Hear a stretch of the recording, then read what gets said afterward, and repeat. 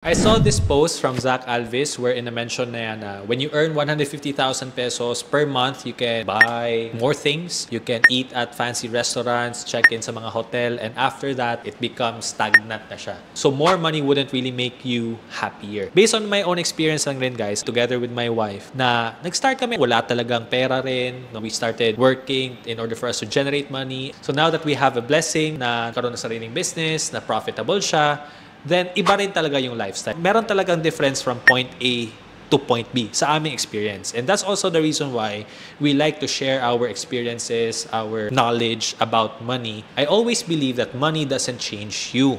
It magnifies who you really are.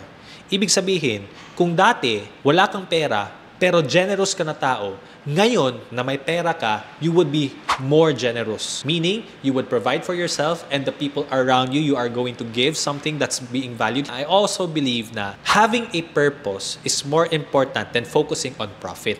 The profit is only a fuel in order for you to move forward in your life. Kasi alam mo kung saan yung direksyon na gusto mong papunta. Do you want to help people? Do you want to help your family? So, more money can help you do that. Iba rin talaga yung mabibigay ng buhay kapag meron kang 1 million pesos per month, 5 million pesos per month na lifestyle. Pero if you do something that's aligned with your purpose and your passion as well, and when you see the results of it, more money would make you want to do it even more. Money is a tool. It shouldn't be treated as a master. Doon magkagulo yung buhay natin kapag tinatrato natin ang pera as master.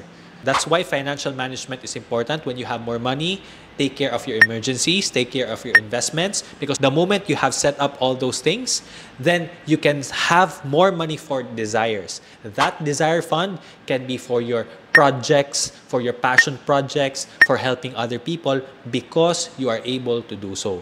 So ito yung tanong. How much money do you think you should be earning every single month in order for you to say that you have a happy life? Comment mo sa comment section.